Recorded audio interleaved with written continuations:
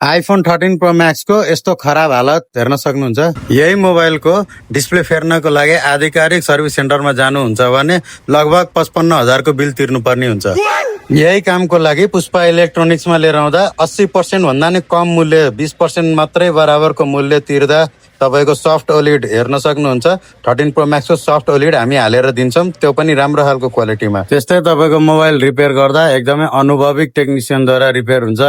साथै display change गरिसकेपछि आइफोनहरुमा display चेन्जको message यस्तो अननोन पार्ट भनेर मेसेज चाहिँ देखाउँछ। त्यो मेसेज फिक्स गर्नुहुन्छ भने पनि हाम्रोमा त्यो सुविधा पनि हुन्छ।